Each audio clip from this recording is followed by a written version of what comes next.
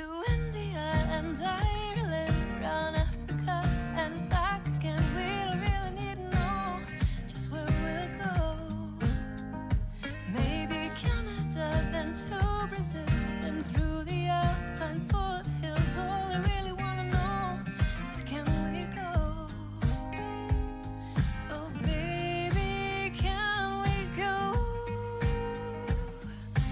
Round and around the globe. Welcome to Take Me With You, episode 89. I'm Ryan, And I'm Cheryl. We are two well-traveled people who want to go everywhere. but that's not going to happen. So instead, we'll travel vicariously by inviting a guest to share their unique stories with us. This summer, we are taking a break from having guests and just watching some TV. Yes, we are. Yep, we said, I don't want to talk to people. I just want to watch a show. I don't It's feel like that's what you summer. said, Cheryl. No, that's true. Yeah. That might be something that I would say, but I Yeah, don't that's think that's probably what you true. would say. So this is our 6th week of watching a travel show, and it's been really fun. It has been. It's been fun. And I think a lot of them, we're getting some good variety in Yes. the shows that we're watching too, which is kind of cool because just like people travel differently, people's TV preferences are different as well. Yeah, that's really true. And so it's interesting. I think there are certain shows like this week where it's interesting to think of the show from the lens of travel show, similar to some food shows we've watched, thinking of them as travel shows. And there's just different approaches to travel or way to interact with being in a different space than your home. Yeah, I think so. So you kind of alluded to it here. What's the show we're watching this week that is so different? So we watched The Amazing Race. The Amazing Race, Yes. the reality TV show competition Race Around the World show, Yeah, that one. and you had not seen it before, is Yeah, that this is correct? my first time watching this show. And it has been probably 15 years since I've seen it. Okay. I don't know, maybe Gotcha. 10, but it's been a while. And I'm trying to remember how many seasons there are. 30 seasons? Something like that? There's quite a few, and it's still going, right? I think so, yeah. The thing that it always 31? makes me think of is that just a couple years ago, my boss's wife's friend was on it and got pretty Oh, far, really? apparently. Oh, cool. Yeah.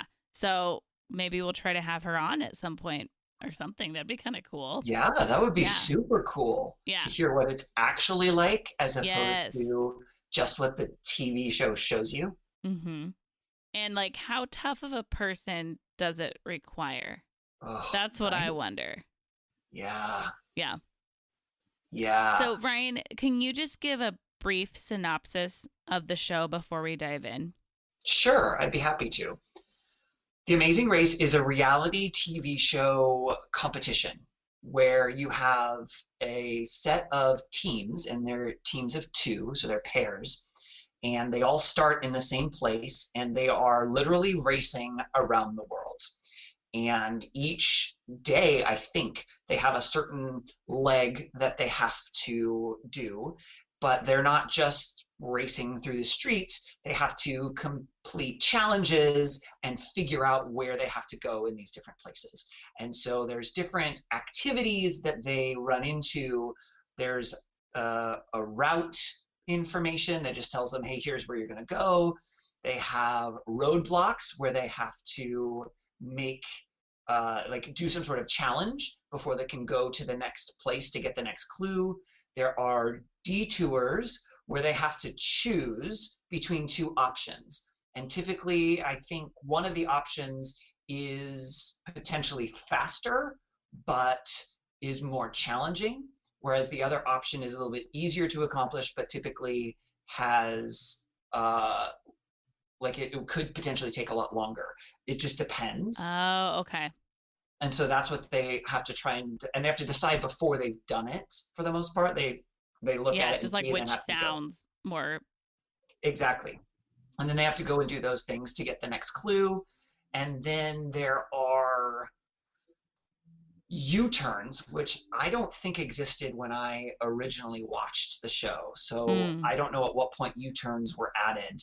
But a U-turn is apparently once during the entire competition, a team can force another team to go back and have to do the second detour as well. So they would have done their first detour, got the clue, gone to the next place, and then if they get there and they see their picture, then they have to go back and do the second detour before they can come and get the actual next clue to the next location. And each team can do that to any other team they choose, but only once in the entire competition. Mm. And then it's all timed in a sense. It's not like there's a clock, but they're obviously racing. And so the first team to get to the end of that day's leg, they call that the pit stop, then sometimes there's a prize for them, and they then get to be the first team that leaves the next day. And I think it wasn't in either of the two episodes that I watched this week, but what I'm remembering from previous episodes that I watched way back when, if a team arrived, I think they leave 12 hours later from whenever they arrive at the pit stop. So if they arrived at 8 p.m. one day, they would get to leave at 8 a.m. the next day. Oh, okay. So they continue to be that amount behind. I believe so. Again, neither of the episodes that I watched this time had anything that they talked about that component, but I remember something similar to that from previous episodes. And so sometimes you get prizes, and there's an advantage to being first because you get to start first and all of those sorts of things. But they're in other countries. They have to figure things out on their own. They have to navigate places and try and get through language barriers and all of those things as they're traveling around the world. I think that's a decent synopsis. I don't know what I'm forgetting. Oh, yeah, the winning team gets $1 million. That's what I'm forgetting. Oh, yeah, and that, they're competing for $1 million. Yeah, like we said, it's my first time watching it, and it felt like something I had seen before, though, just because, like, reality racing show of some sort, Sure. It fit, in some ways, it definitely just fit a format. And so, that was interesting. Yeah. So, which episode did you watch? I watched season 3, episode 6. So pretty early on in the show, considering they're at 30 seasons now. Yeah. And I chose it because they go to Morocco. And I've been to Morocco, and we haven't talked about that very much. And so I thought that would be kind of fun to check it out. So I'll just give a little overview of mine. So they started the episode in Fez because that's where they had finished the last day. So they were just very briefly in Fez as they were. And where is Fez? Starting out. Fez is inland a little bit in Morocco. It's one of the cities. So it is in Morocco. Yes. Okay. Yeah. And then they had to make their way to Casablanca, which is on the coast, and that's where I've been. And I've also been to Fez. And then they had to go to Marrakesh, which I have not been to, but that's another one of the large cities in Morocco. And they did go to a location that I've been to in Casablanca. It was the only location in Casablanca they went to, because then they had to like quickly find a train to Marrakesh. And I was like, right.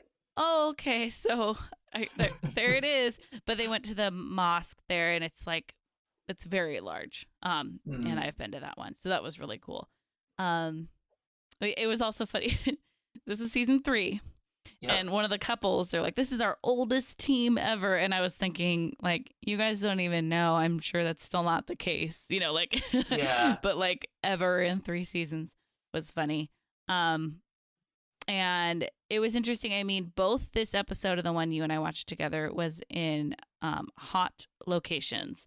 And it was obviously there are a lot of aspects of stress in this show. And I think the heat was one of them. Like one group was having car troubles through no fault of their own. And so the show explained that they'll give them a replacement car, but they won't make up like the time that they lost. So they're just like in the heat on this highway in Morocco, like dealing with car troubles running in the heat and doing all these challenges in this really hot weather. And so that just felt like, I mean, I don't mind heat. I don't know. I don't mind heat a lot. As much but as I still, do. Yeah. Just for the record, I'm looking it up. So season 3 aired in 2002, in the fall of 2002. Wow. Yeah, some of the clothing and everything was like, oh yeah, not as much because a lot of people were wearing like athletic clothes, which Yeah. don't seem to change as much, but it was kind of cute. Yeah. In Morocco they speak 2 languages, Arabic Okay. and French. Okay. And so as people were trying to navigate the language a little bit, they were using some French phrases, Mm. and that was cool. My sister likes to call it Frenchabic, which I think is one of my favorite portmanteaus. And it's interesting seeing people that just one of the challenges is following a map. Just like, and Mm. I mean, this is 2002. This is So before that's- smartphones. Yeah, that's before smartphones. And yet, even then, that's like a pretty big challenge, you know? And Yeah. I would say today it'd probably be even harder because we don't keep developing that skill necessarily. But even for people who were already used to probably having to follow a map when they travel or just when they're in their own city going to a new location, they struggled, and there were like arguments about when should we get off the freeway to get to this and all these things because people had to figure out what route they wanted to take, Mm-hmm. which is interesting. And there were some cool shots in the city. I liked that. And I think another note I wrote, I think that this show shows you a really good example of how different people handle stress while traveling. Because obviously a lot of this is heightened. Yes. You know, they're competing and they're doing these challenges that most people aren't encountering while they're traveling. However, when you travel, there is stress. You know, Yeah. it's trying to make it to your plane, trying to Mhm. communicate with a cab driver, following maps, all these elements, navigating a language barrier, figuring out something cultural. There are a lot of things that for anyone traveling together can stress them out, and they can get snippy with each other. And, Yep. you know, there's a lot of ways. So it was really interesting to watch the different teams and see how they treated each other and how they treated locals when they were feeling stressed.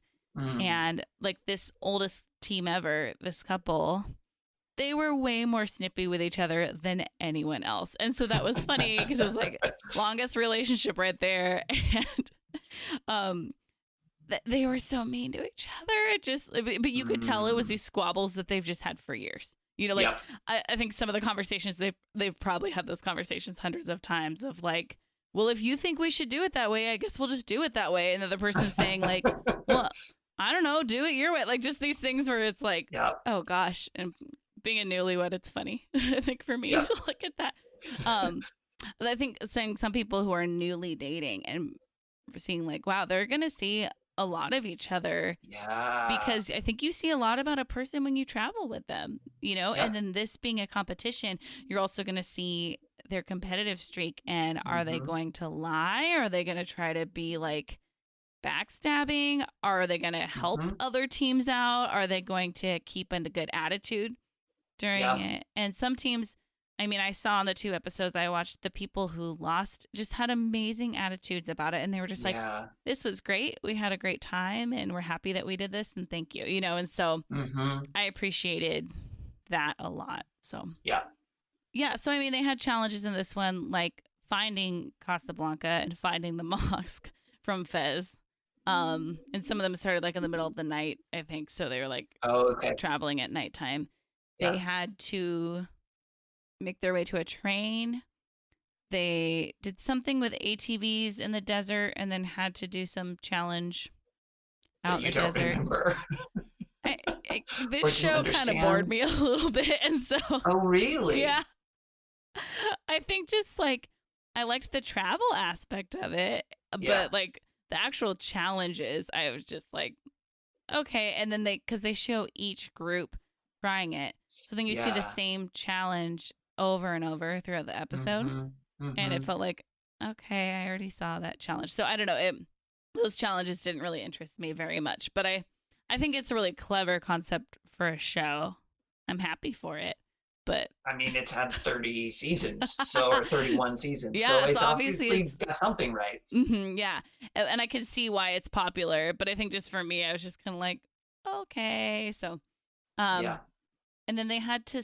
This was an interesting challenge. They had to sell bowls of some sort of food. It looked like nuts or like clams or something was shells, Okay. and I think you had to sell and hit a certain number before you could move on. And that was a challenge where Mm. just one member of the team could do it, and the other one was like on a roof watching them with binoculars. Right. And I saw that in the other episode too, that there's some challenge that only one team member I can do. think those are the roadblocks. I think the roadblocks, one person has to do it and the other person can't Okay. help. Whereas the detours, I think they do together. Gotcha. I think. And so that was interesting comparing this episode to the other one, because in this one, they couldn't hear their team member. They were so far away watching them with Mhm. binoculars that like the people on the roof were just kind of cheering them on, but they couldn't hear. And they were in this very crowded area trying to sell this bowls of food and seeing like trying to Yikes. get people to buy it and everything. And then the episode you and I watched together, Mhm. they could hear and interact with their team member. Their team member just couldn't Right. do anything. And so Right. that was hilarious seeing again. I did like the dynamics because some people Mhm. were genuinely helpful and encouraging, and others were like, "Can you just try to do it faster?" And it's like, obviously they're trying their best. Like Yeah. telling someone, I hate Yeah. that, telling someone to try to Yep. do something faster when they're very aware that speed matters is Yep. not helpful. That's not Nope. at all helpful. So it was just Nope. really interesting seeing like people's awareness of those things. Mhm. And then this episode ended in Marrakesh at a riad, and that was fun for me because a riad is a type of, I don't know if it's always a hotel or if it's just a type of building, or maybe it could be an apartment unit too. In Morocco, where all the buildings, the entrances are facing inward, and there's a big courtyard at the Hmm. middle of the building that's multiple stories high. Oh, cool. So it's like a hollow square, the actual building part. Oh, wait, it has a roof on it? But I think it's open in the middle. So there's a roof that like matches the shape of the building. Oh, but not over the courtyard. Yeah, there's like a hole there. So it's just Open like air. a- A square. I'm doing hand motions, which Yeah. works really well for a podcast. a square So around a think of- courtyard. Yeah, it's just around a courtyard. Mm-hmm. But it's one building, and you enter the building like from somewhere, and then it's all interior entrances. Okay. But it's just open in the middle. So it's really pretty. And I Okay. got to stay in one in Fez that was just gorgeous. And Morocco's gorgeous. They have all this like ceramics and tile work that are so Mm. beautiful. And I think it might be that it's the cheaper material there, because that's what I was learning in Spain, was like they do this gorgeous tile because tile is local and cheap. And then Oh, it's so interesting. beautiful. It's like the gorgeous thing you can work with is the cheap one.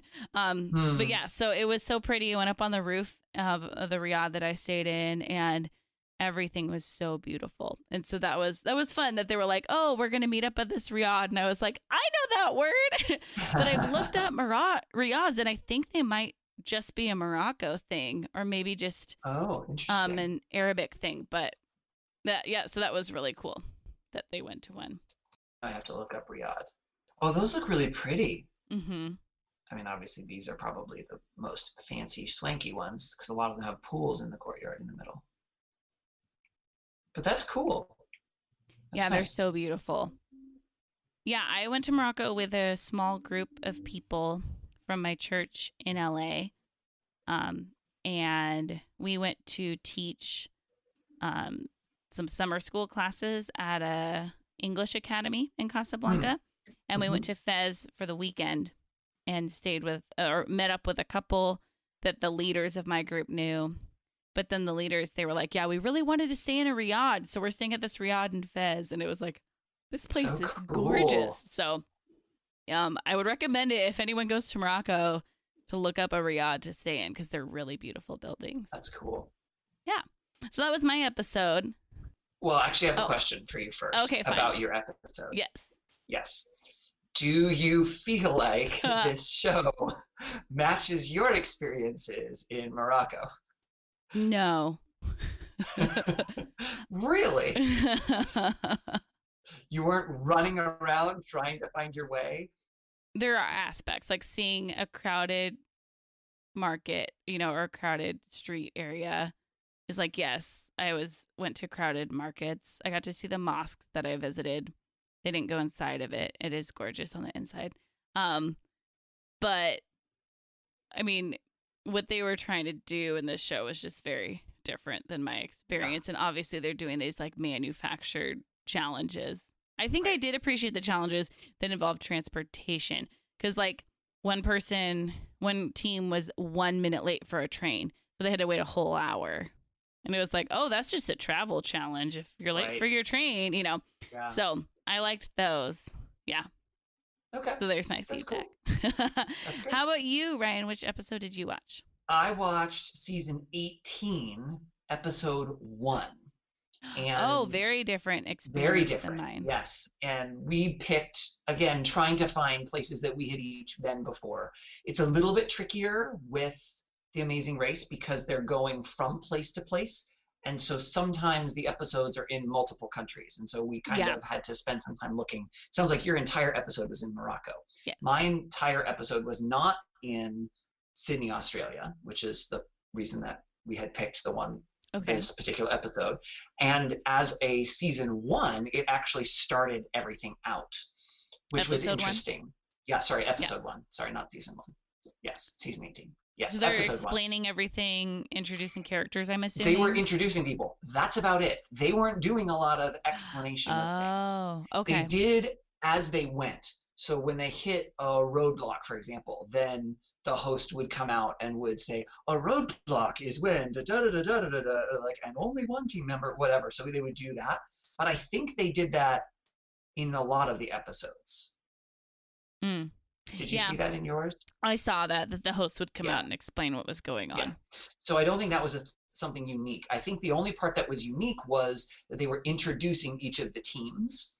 But then in other episodes, they just do a recap of the previous ones. So it's in place of the recap, they do an intro. Okay. But what was interesting about this particular episode is it was all returners. All people who, I think, if I understood it correctly, got second place in a previous one. That's so much more fun than picking the winners.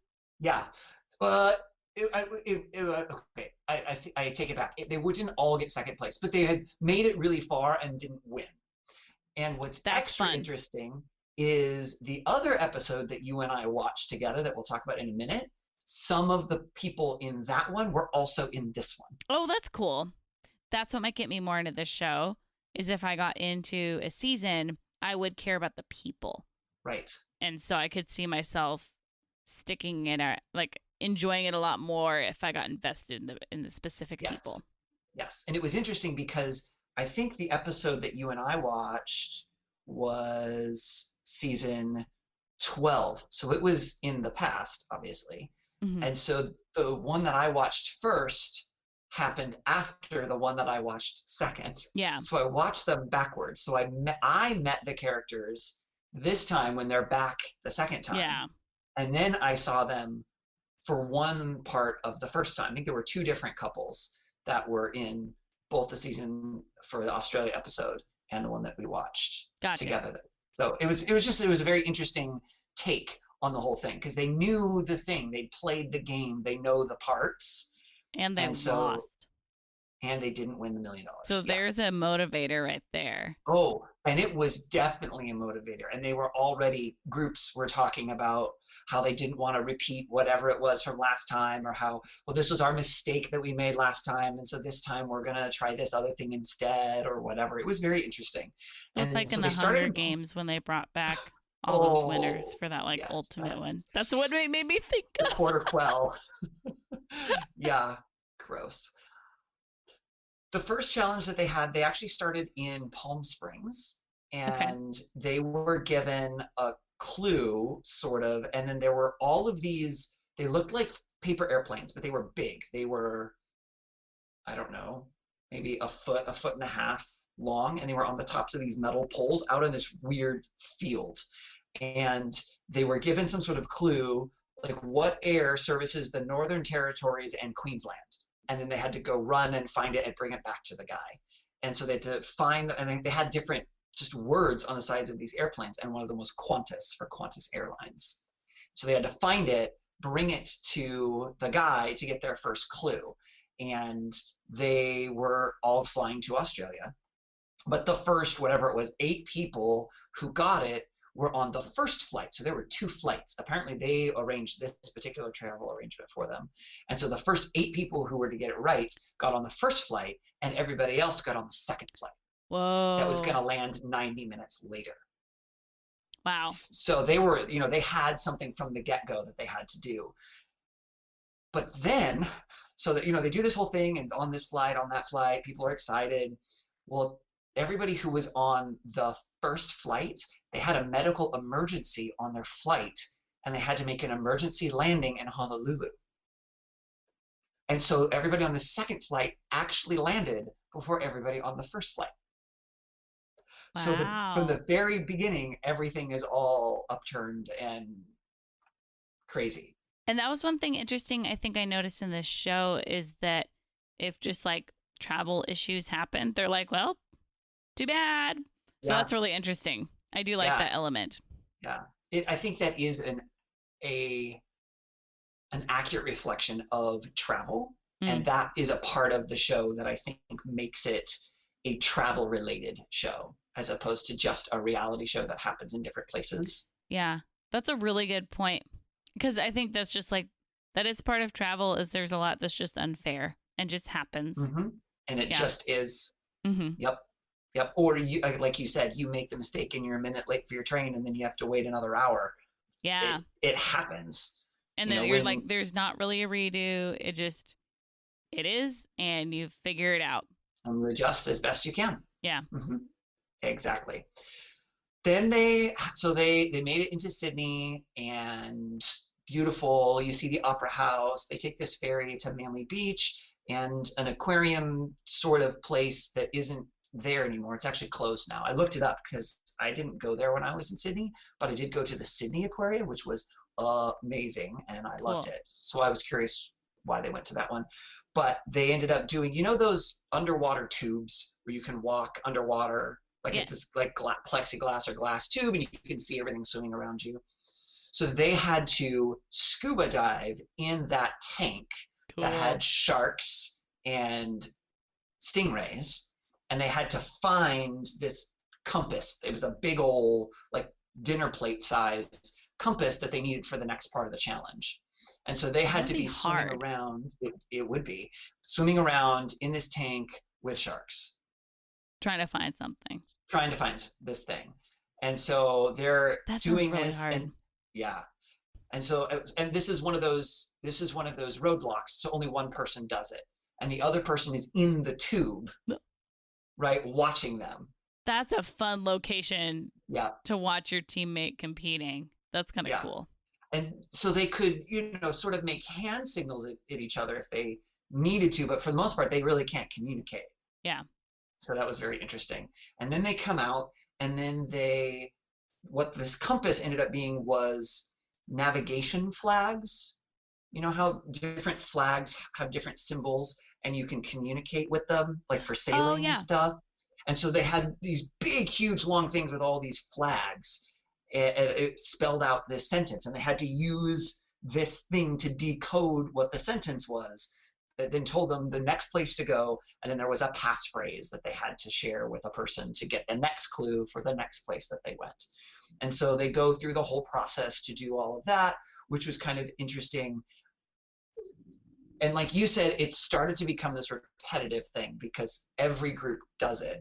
And so then they end up cutting back and forth between the groups that do it first, and then back to the groups that hadn't done it yet, and then forward to the next challenge that the next group has. Then you cut back and you're like, well, I'm not as interested in that.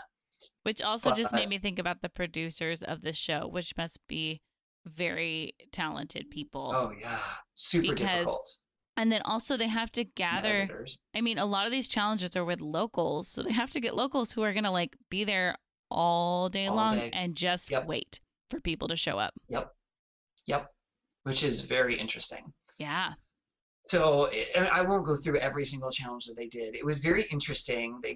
But one of the things that we definitely saw in this one that I didn't see so much in the other one was sometimes they would work together and they would help each other, but then they wouldn't help other groups. And so they sort of formed these little alliances, and some people were just, in my opinion, lazy, and they just didn't finish the whole sentence.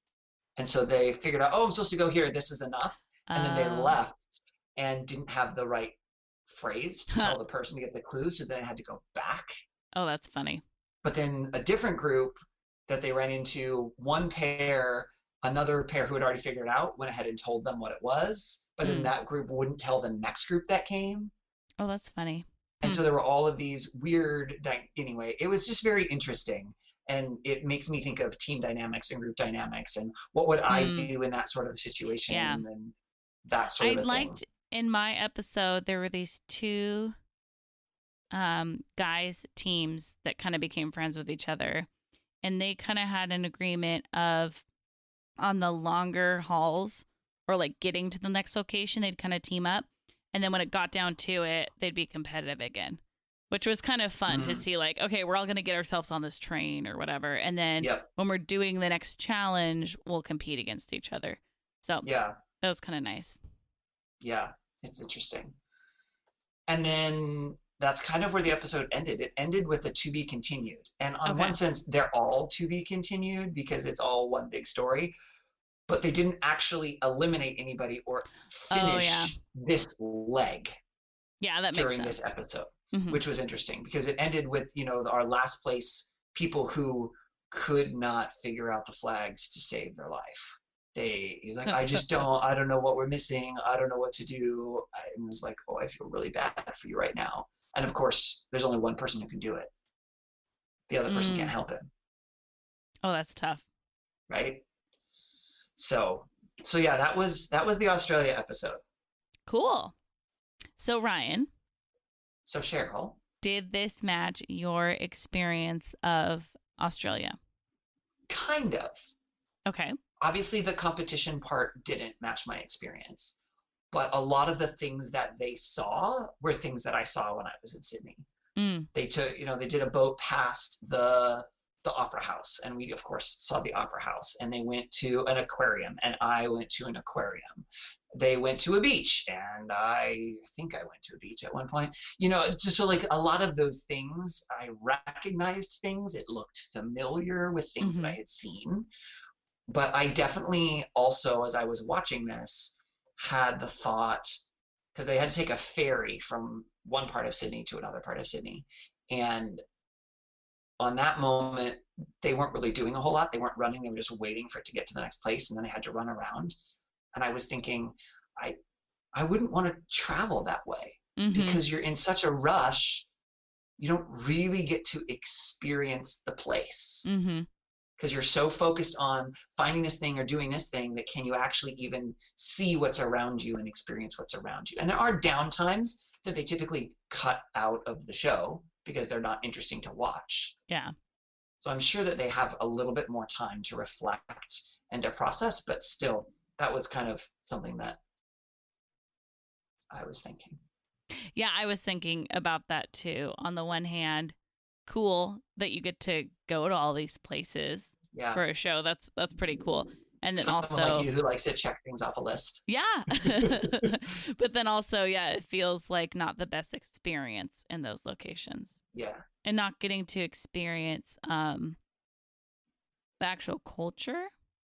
I guess there's cultural elements they try to tie in, I was actually. going to say when we kind of move into the next episode that you and I both watched, I got the sense that there was a little bit more Yeah. culture in that episode. Actually, yeah, it was just everything became a game because obviously it's a competition.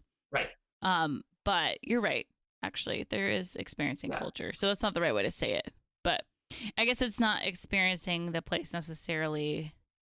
Well, it depends on what your goals are and what you want out of travel. But if you want to Mm-hmm. experience what it's like for locals or what it's like to live there, that's a different element, I guess. Mm-hmm. Yeah. Yeah. The episode that we watched together was Mhm. season 12, episode 4, where they're in Burkina Faso, which Yes. is a West African country. And we chose it because we don't know about it. Nope. And we're trying to choose places that we haven't seen footage of before or don't really Yep. know anything about. Yep. So that we can learn about more places in the world, Mm-hmm. which has been cool. I've enjoyed that Yeah, part it's been very cool. of this. Yeah. So they went to a village and had to find the leader of the Mhm. village, like straight off in this episode. Well, apparently they had arrived during the previous episode and had to milk a camel or something. Yeah, So that looked we tough. missed out on that. And then I think they had to bring their camel with them to their final location or something Something. because all these people had Yeah. camels like on the lead. So that was Yeah. really funny too. And then this girl who didn't do well was like, I just couldn't milk the camel right. Yeah. Which, oh my gosh, if you're like on TV and failing at something, oh, that'd be rough. That'd be Oh, really hard. man. Yeah, it definitely would. And then their challenge with this was they had to get a chicken in a bag and then bring the chicken with them and show up at the end with the chicken in the bag. Yep. So that was a really funny aspect of this episode. Yep. I think, didn't they say a bunch of times, no chicken, no check-in? Oh, yeah. Which is fun. I liked that. And that, I guess, was very much like a local thing. Because then also they saw these goats that were all like tied up and just kind of like stuffed on a bike or things like that. And they were like, oh, no. And someone was Yeah. saying, well, they're going to be sold at a market. So, yeah. Yeah.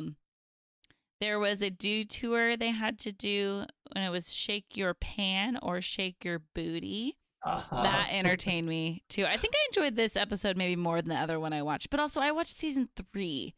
So maybe sometimes when a show gets established, you can kind of see like Well, and some even good ideas. separate from the established or not established, it was 2002. Mm, TV styles were different. Reality TV was still relatively new at that's that point. true. Yeah, that's a really good point. And so popular around then. Oh my goodness. Yeah. Yes, it was. So yeah, they had to either go kind of find gold, kind of gold mining Yeah, in this panning like for muddy gold. pit. There was this mud thing, and they had to scoop it out and then sort it out, and they had to have a certain weight of gold, and once Mhm. they reached that, then they were good. And one team, it was really cute. I think it was a father-son, and Mhm. the dad like had done that before or something. So they were like, we'll just do this challenge. Yep. So that was kind of cute.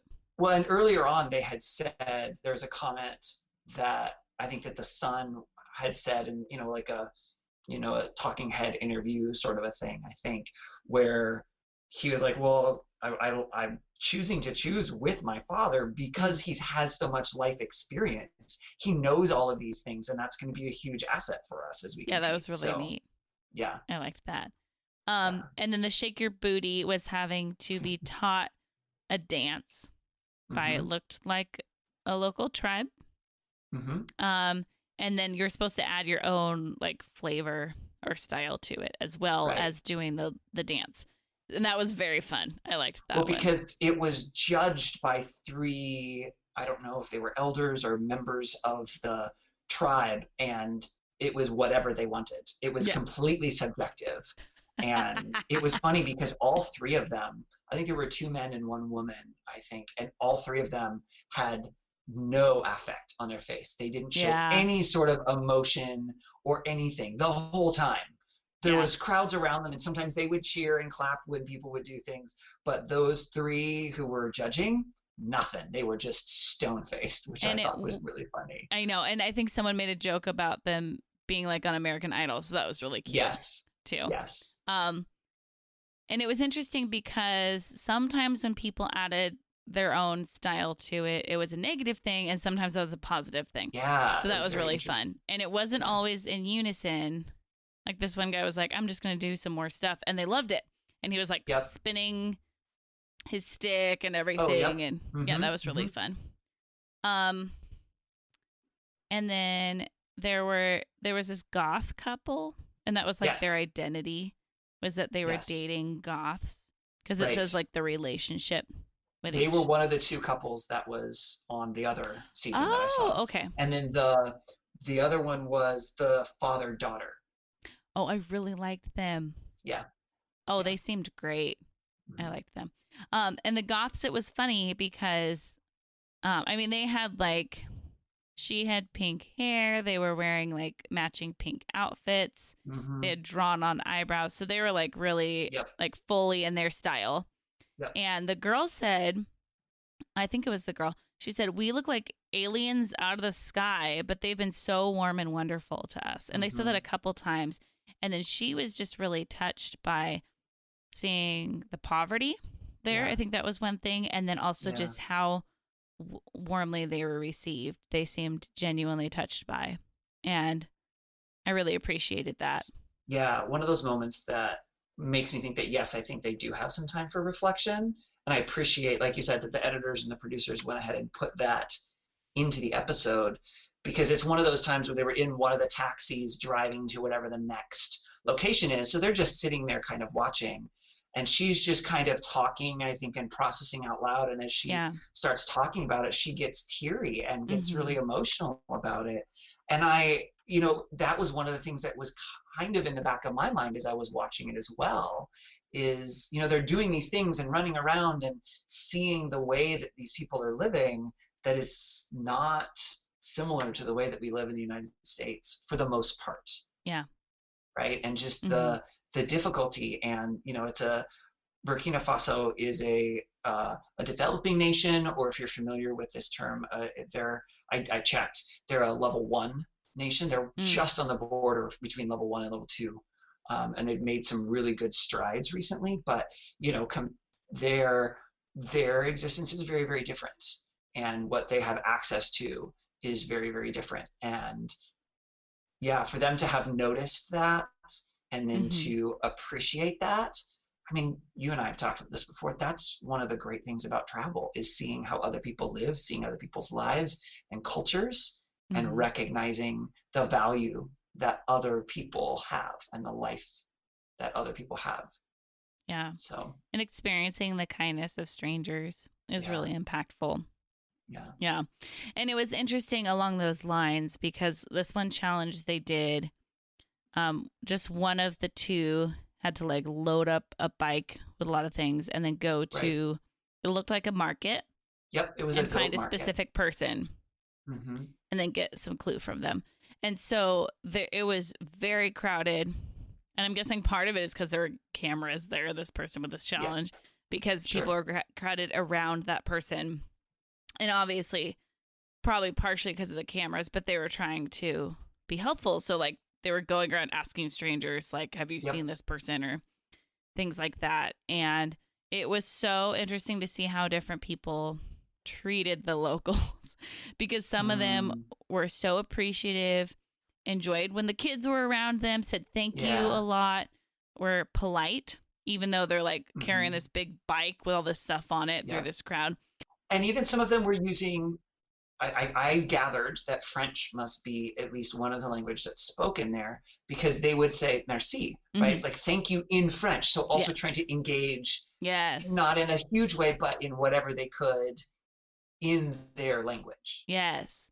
And then other Mhm. people, it was just, they were in go mode. It was a competition.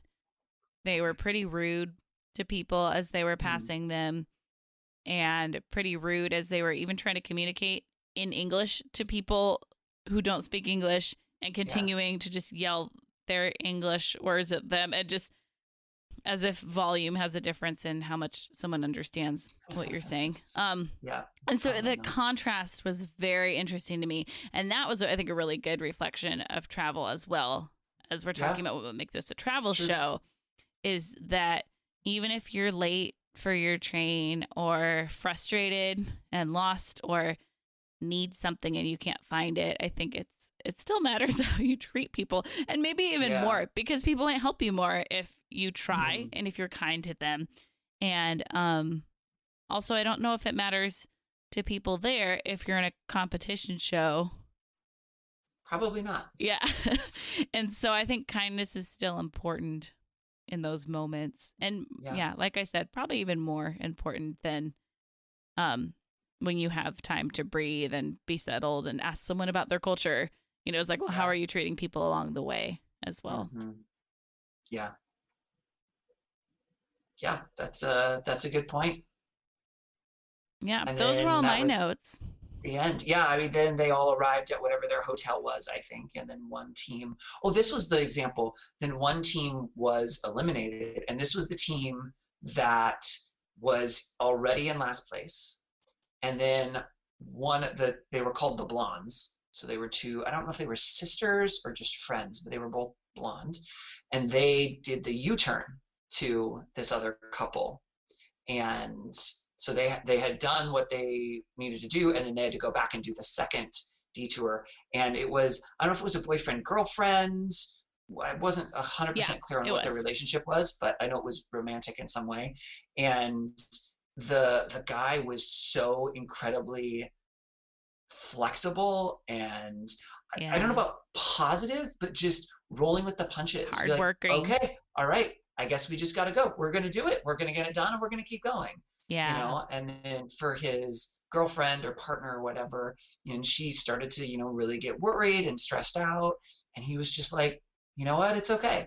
If we don't win, we don't win. We'll Yeah. find another way to get $1 million, or and just without knowing a person, you don't know how much of that is genuinely the feeling, how much of that is, I know this is the way I want to feel, so I'm going to say this to convince myself as well. But Mhm. even just that desire, and then they ended up being eliminated, Yeah. and still, even then, it was like you said, being super thankful that they had the opportunity, and as it was, I was just really impressed with the way they handled that whole thing, because it was Yeah. definitely not ideal for them. Yeah, it was really great. And I think it seemed like to the two of them a really important moment in their relationship to go through Mhm. together. I Yeah. think she saw some really amazing things in him that were like, wow, this is a great guy. So that was Yeah. really sweet. Yeah. Yeah. So, Ryan, So Cheryl, based on the title of our podcast, Take Me With Uh-huh. You. oh, is If that the title you- of our podcast? Yes. Oh, Welcome. that's why I hear it all the time. Yeah. Okay, that makes sense. That's why you say it in the intro every week. Yeah. Oh, okay. Yeah. Yeah. I mean, I know we just want people to take us with them, but Well, you know. yeah, I thought that's Yeah. why we said it. So based on said title, Mhm. if you could take yourself to just one thing from this episode, what would it be and why? Ooh. It's funny because it's not like these questions change every week, and so these shouldn't be a surprise to me. And yet, I still have to go back and think. Yeah. I think maybe it would actually be the early part of the episode where they're just in one of the villages. Mm. And they're just kind of walking through the villages and just kind of seeing what it is. I'm not a big let's go try all these really hard, difficult, stressful things person. You So don't want to be on this show, to clarify. yeah, no. I don't. I think in some respects I might actually be a good candidate for the show, Yeah, you in would. that I would generate a lot of drama for the camera. But I don't think I I was would going to say like you'd be a it. good candidate because I think you would do a pretty good job at the challenges. I think it would depend on what the challenges are. Like the one in the Australia one, a lot of them were water based. Oh, And I'm like, okay, yeah. no, thank you. Not your jam. Yeah. Not my jam, not at all. So, I mean, I think I could do the show, but I also think I would get very frustrated very easily because I also hate things where people are backstabbing and doing alliances and Mm. all of I've never liked those. I don't like those in sports. I have hated the game Capture the Flag because I feel like people are cheating all the time, and it drives me crazy, and it's just like those things are just not my jam. During that Sydney episode, there was a one point where I think I mentioned a couple of people who were working on the flag decoding Yeah. actually sat down and decided to work together And that resonated. Like, that's what I want to do. I want to work together with you. I don't want to work against you. Yes. I don't want to beat you. I want us to figure this out together. That's what I would rather do. But that's not the nature of the show. That's a very long answer that went beyond the question. So, what all about good. you? If you could just do one part, Oh, what I would it want to be? be there for that dance. That makes Time. sense. I want to learn some dance and then see if I can get that guy to nod and say that I did a good job. That sounds fun. Yeah. Did this episode make you want to go to Burkina Faso more than before watching the episode? I would say so, partially because didn't know anything about Burkina Faso before, and now I do. I don't think it's from the places that we saw, which is not representative of the entire country. It's not exactly a vacation tourist spot. Hmm. But if it were something like a service trip or something where I could go and help the people that were there, I think that could be really cool. Yeah. To be able to offer some, and I don't know what that something would be because I don't have a lot of very useful like physical skills. I'm not very strong. I'm not good at building things or with my hands. So those sorts of things are not always great things that I can do, but you never know. Sometimes there's things you can do anyway. So, but as far as I just can't wait to go there, just to just show up. And I don't get the sense, at least from what we saw, that that's the type of place that it is. How about you? I'm the same as you. Yeah, people seemed very friendly, so that would be great. And if there was a way I could go and help, I'd be happy to do that. Yeah. Yeah. And this is tricky. Well, I think I already asked you the question, actually. I think you did. The question normally is based on your experience of the show overall, would you want to travel with? And it's usually the host. But I think the question for this would be, would you want to be a contestant? Yeah, on I the think show? that's the question. And basically, I think my answer is big picture, no, but I wouldn't be completely opposed to it if for some reason I needed to. If that makes sense. What about you? Potentially. I probably won't try. But No. when I think about reality shows I would enjoy, this does make the cut of like, Yeah. I think my sister Lisa and I would be a good team. Yeah. And I think we'd have fun. And it'd be quite the experience. It'd be really cool. I could totally see you doing it. It'd be fun.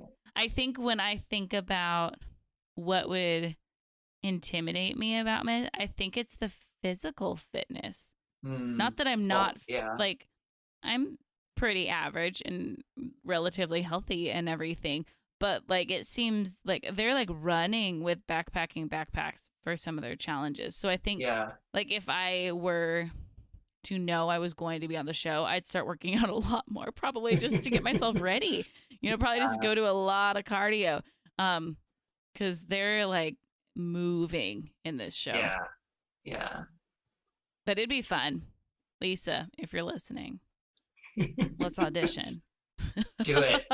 I'll support you. I'll watch you. Oh, thanks. Then we can make a whole part of our podcast a watch through. There we go. And would you recommend to our listeners that they watch this show? I would. Yeah, I think it does give a very different perspective on travel than a lot of the other travel shows that we've done, because it's not really about traveling to those places in a way that you would travel there, but it does give you a really good overview and snapshot of a lot of places throughout the season. And if you like reality TV, which some people do and some people don't, I think it's relatively well done for that type of show. And I think they have some really interesting things that they do and show. What about you? Yes, I would definitely recommend it. Like I said, I probably won't keep watching it myself, but I think this is the same as how I was feeling last week where when we started watching travel shows, I Mhm. think what I pictured was a lot of shows that are like Rick Steves, Yeah. with just like different hosts with different personalities or different things that they like to focus on. And it's been really fun seeing if you like snarky British humor, there's a travel show for you. And if you like a reality competition show, here's a travel show for you. So I think for Yeah. people who are kind of like us and haven't watched much travel shows but maybe are intrigued by it, I Mhm. mean, I would say figure out what your style is and then start watching something. And so if Yeah. you like a competition reality show, how cool is it to see footage from all over the world? I think Yeah. it's really awesome. Yeah. Yeah. Awesome. I agree. Okay, let us transition to Wish You Were Here. During this section, Cheryl and I will each highlight a travel attraction from the places that we've been. It's just a brief little snapshot, kind of like a little postcard that says, hey, this thing was cool. I wish you were here. Cheryl, what would you like to do for your Wish You Were Here this week? I've really been missing restaurants and eating out. And so I want to talk about a restaurant that I went to in New Orleans Okay. called Brennan's. All right. So I did share about this when I talked about my trip to New Orleans. So it's a bit of a repeat, but I really don't care. It's your podcast. Fair. So Brennan's is pretty fancy. As far as like it's a nicer, more expensive restaurant. The inside is kind of elaborate, like really like ornate walls and design and everything. And Daryl and I went there for dessert and drinks, specifically because Brennan's is the birthplace of Bananas Foster. Oh, that's right. Yes. And your waiter might look and sound a little bit like Severus Snape, too.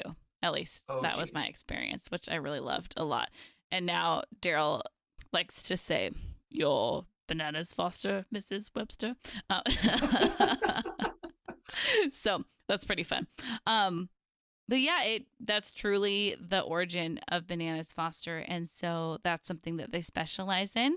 They will make it for you at your table and tell you the history of it as they are making it for you and setting it on fire in front of you, which is it's like a travel show. If you're like, Bananas Foster originated because, and so the story is that there was this, shoot, now I'm not remembering as much. I'll have to go back and listen to my podcast, I guess. But Yeah, there was guess this you will. woman who I believe is a woman working there, and they had to make some new dessert for some reason. And there was I'm missing all the important details. Yep. This is But- real great. Great story. But there That's was right, someone bro. that was saying, really believed that ice cream did not belong in fine dining. So her challenge was to make a fancy dessert that had ice cream in it that was fine dining, and made Bananas Gotcha. Foster and included ice cream. And so it's fun to go there. You have to order it for at least 2 people. So, and I don't like bananas. So, of course, I tried it because, at the birthplace of Bananas Foster, I'm going to try it. And it was Yeah. kind of best case scenario for me with bananas, but obviously I didn't like it. So I ordered a different dessert. And then Daryl got 2 Bananas Foster. So that was very fun. But my recommendation is go and sit in the lounge because the tables are further apart. You don't need a reservation. It's much more chill there. I walked through the main dining area, and it was beautiful, and it was bustling and really crowded. And so I think it was nicer and quieter, and we didn't make reservations or anything sitting in the lounge. And it was fun to just go for dessert and drinks if you don't want to spend as much either. But go to Brennan's and eat the Bananas Foster and enjoy. And if you would like to hear the actual story back when Cheryl remembered it, that would be episode 62. Thank you. That's so funny because I have a pretty good memory, and yet some of You those do. details are just lost. Well, you've been inside for a long time. Yeah, that's true. My brain is turning to mush. Turning to bananas. Oh, gross. How about you, Ryan? I'm going to do one that is relatively local here in the Seattle area. And for when this is coming out, when this episode is coming out, which actually, by the way, today, the release date is my mom's birthday. Happy birthday, Mom. Oh, happy birthday. Yeah.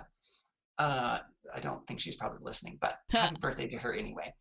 And in just a few weeks, potentially, depending on what things open and don't open this year, is Seafair. And Seafair in Seattle does all sorts of really cool things. But one of the things that's very cool and that my mom absolutely loves are the Blue Angels, which are a set of jets. I think they're part of the Navy, if I remember correctly. And they're very fast, and they do a really, really cool air show, and they do it over Lake Washington. And there's lots of different places you can go, and it's free. You don't have to pay for it. A lot of people will go out onto Mercer Island because they'll close I-90, the floating bridge out there, and then people can actually walk out onto parts of the bridge, and they'll fly and do it just over the lake, and it's really cool. Their jets are fast, they're precision, they do really cool things. Last summer, actually, I had a friend who their family has a boat, and he invited me out, and so I actually got to be on a boat on Lake Washington and watch it, and that was amazingly cool. But it's a really cool thing to do. Again, it happens usually, I think it's the first weekend in August is when Seafair usually happens. Yeah, I This think year so. in 2020, I don't know what that's going to look like because they may not want to have people in big groups, so they may not do it at all. Don't really know yet. But regardless, it's still something that's cool, and that happens most years. And so if you have a chance to go see the Blue Angels for Seafair, that would be my recommendation in the Seattle area. Love it. So fun. I've gotten to be on the lake one time for that as well. And oh my gosh, it's so fun. Yeah, it is. It's a lot of fun. That's all we have for the episode this week. We would love it if you would follow us on social media. We are at Timwy Podcast, TMWI for Take Me With You Podcast. We are on Facebook and Twitter and Instagram. You can also email us at timwepodcast@gmail.com. Send us your suggestions of shows we should be watching. What is your favorite style of travel show? We would love to hear.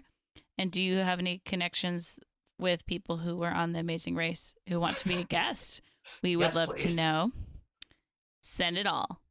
Absolutely. You can also call us and leave us a voicemail at 406-763-8699, or another way to remember is 406-POD-TIMWY. We would really appreciate it if you would rate and review our podcast, share about it on social media, and subscribe to make sure you do not miss any of the episodes when they post. As always, thank you to Beth Reed Miller for the awesome artwork. You can check out more of Beth's artwork at Beth Is Something. And thank you to Erica Corbin for the use of her song Round the Globe. You can listen to Erica's music wherever music is sold or streamed.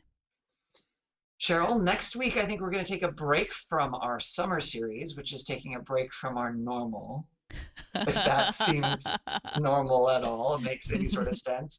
And I think we're probably going to talk about your trip to Yosemite. Yes, we are.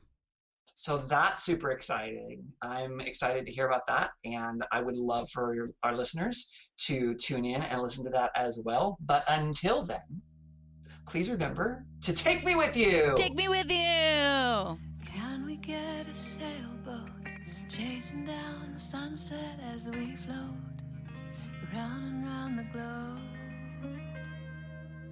Salty air and balmy nights, guided only by the lights above.